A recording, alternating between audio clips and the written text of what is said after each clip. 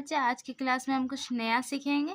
तो हमारा जो क्लास है 9 प्रश्न वाली 2.1। तो पहला हम देखेंगे निम्नलिखित व्यंजकों में कौन कौन एक चर में बहुपद है और कौन कौन नहीं है, कारण के साथ अपने उत्तर दीजिए।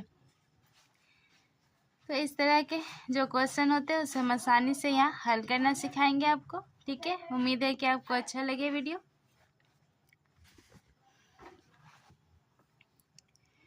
तो पहला हमारा है 4x² - 3x + 7। तो अब देखेंगे कि चर किसे कहते हैं।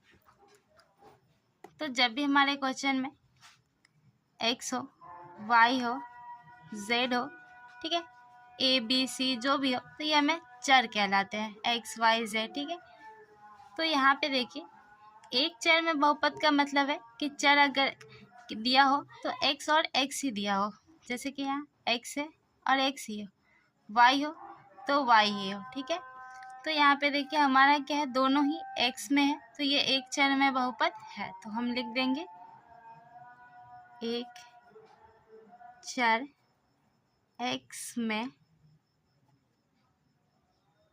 बहुपद है। अब यहाँ देखिए यहाँ पे भी क्या है, y है, y के अलावा x z कुछ भी नहीं है, सिर्फ y है, तो ये भी एक चर में बहुपद है। तो एक चर में बहुपद है। ठीक, अब देखिए यहाँ पे हमारा है क्वेश्चन नंबर 3। यहाँ पे रूट है, हम जानते हैं रूट का जो पावर होता है वो किसी पे भी कितना होता है, हाफ पावर रखता है रूट। ठीक है, तो अगर हम इस रूट को हटा दें तो यहाँ पे हमारा 3t और पावर क्या होगा, अपॉन हाफ मिल जाएगा। ठीक है, तो ये कभी भी पावर अगर हाफ मिल जाए, आधा मिल जाए, तो वो बहुपद नहीं कहलाता है। ठीक है, तो हम यहाँ लिख देंगे एक चर में, क्योंकि चर तो t ही है, तो एक चर में है लेकिन बहुपद नहीं है, क्योंकि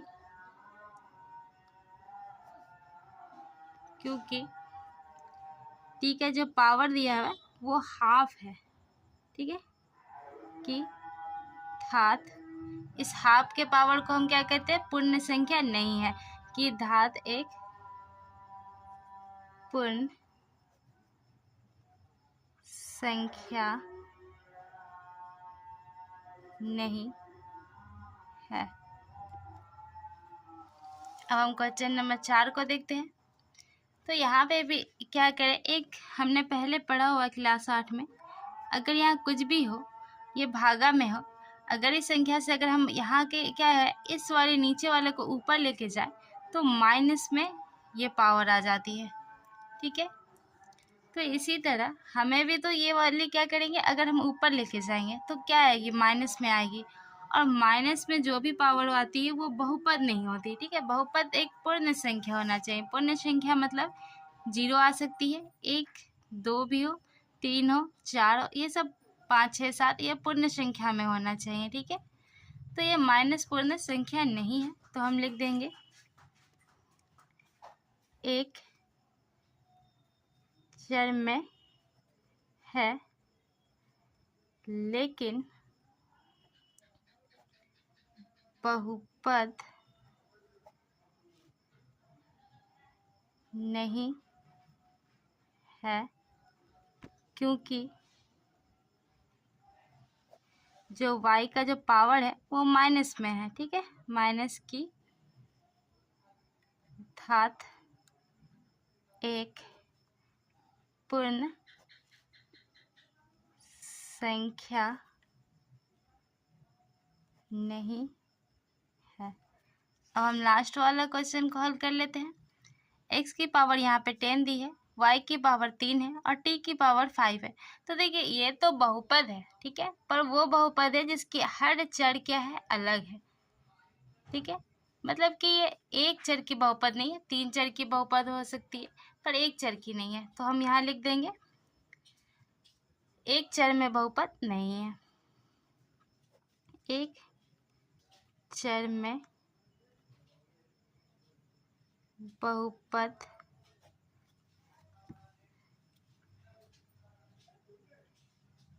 नहीं है।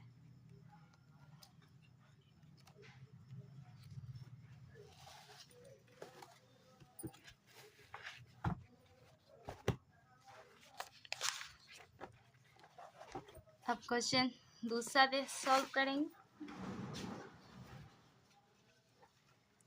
तो यहाँ पे जो हमारा दिया गया है कि निम्नलिखित में से प्रत्येक का, तो क्वेश्चन 2 देखिए, निम्नलिखित में से प्रत्येक में एस स्क्वायर का गुणांक क्या है। तो देखिए एस स्क्वायर है, अगर यहाँ आगे 2 है तो ये गुणांक होगा, ठीक है।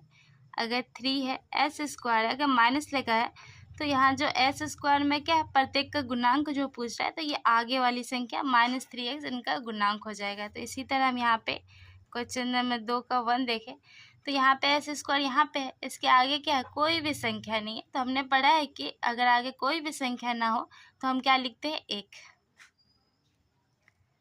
इसी तरह क्वेश्चन नंबर 2 का 2 देखेंगे, यहाँ एस स्क्वायर है और इसके आगे क्या है, कुछ भी नहीं है, तो 1 लिखेंगे। 1 के साथ साथ क्या है, ये माइनस, तो -1 इसका गुणांक होगा। अब यहाँ पे एस स्क्वायर का गुणांक क्या होगा, तो इसके आगे क्या है, पाई बटे में 2, तो यही इसका गुणांक हो जाएगा। पाई बटे में 2 एस स्क्वायर का गुणांक है, ठीक है। अब क्वेश्चन नंबर 3 है, तो क्वेश्चन नंबर 3 यहाँ पे है 35 घात के द्विपद का और 100 घात के एक पदी का एक एक उदाहरण देते हैं। तो देखो 35 घात के द्विपद, तो हम कैसे लिखेंगे, यहाँ कोई भी आप बहुपद ले लीजिए y(x) और यहाँ एक संख्या लेगा, हो गया एक पद 2 पद। एक और उदाहरण देख लीजिए, x लिखकर भी हम यहाँ पे कोई भी संख्या बैठा के बहुपद लिख सकते हैं, माइनस में भी लिख सकते हैं, जैसे कि y 35 -8, ठीक है, 2 पद हो गया है। अब 100 का एक पदी लेना है, तो 100 का एक पदी में आप क्या लिख सकते हैं, y का पावर 100, x का पावर 100, ठीक है, z का पावर 100। तो आप तीनों में से कोई एक लिखकर उदाहरण देकर इस मैथ को कंप्लीट कर सकते हैं। अब क्वेश्चन नंबर 4 को देख लेते हैं। तो क्वेश्चन 4 है, निम्नलिखित बहुपदों में से प्रत्येक बहुपद की घात लिखिए। घात मतलब क्या होता है, तो अब वो समझ लेते हैं। तो देखिए घात, तो घात से तात्पर्य होता है, मान लीजिए यहाँ पे पावर है x का पावर 2, तो ये हमारा 2 घात है, ठीक है। x का पावर अगर ये 4 है तो ये 4 हमारा घात है, x का पावर 1 है तो ये हमारा घात है।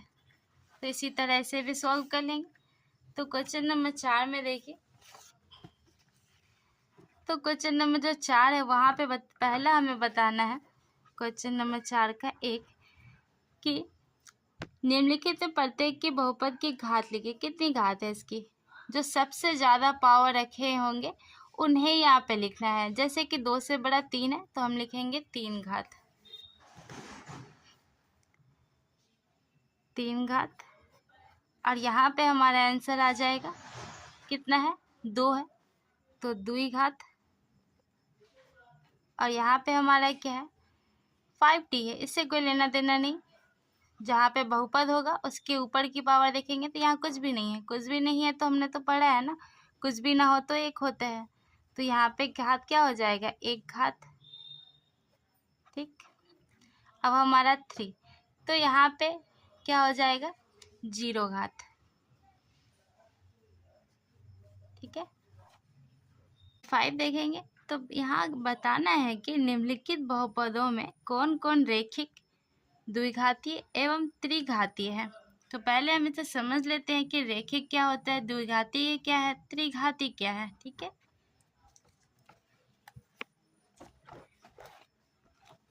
तो देखिए हमारे रेखिक मतलब होते हैं एक, जिस घात में पावर हमेशा एक मिले, ठीक है। द्विघाती मतलब होता है जिसका पावर हमें हमेशा 2 मिले। त्रिघाती का मतलब है जिसमें पावर हमेशा 3 मिले, ठीक है। तो हमें उम्मीद है कि आपको समझ में आ गई है। तो अब हम यहाँ देखते हैं। तो देखिए यहाँ पे पावर कितनी है, सबसे बड़ी पावर देखेंगे। यहाँ ए तो एक भी पावर है पर इसे नहीं, जो सबसे बड़ा है ये कौन है हमारा, ये सबसे बड़ा है। तो यहाँ पावर है द्विघात। यहाँ सबसे बड़ा पावर है 3, तो ये है हमारा त्रिघाती। और यहाँ भी सबसे बड़ा पावर क्या है, 2 हमारा हो जाएगा द्विघात। और यहाँ जो पावर है हमारा कितना है, 1 है। 1 को हम बोलते हैं रेखिक। और यहाँ पे हमारा पावर कितना है, यहाँ भी 1 है, तो ये भी हमारा है रेखिक। और यहाँ जो पावर है वो 2 है, तो ये हमारा हो जाएगा द्विघात। और यहाँ पावर जो है 3 है, तो ये हमारा है त्रिघात। उम्मीद है आपको सारे क्वेश्चन अच्छे से समझ आए होंगे।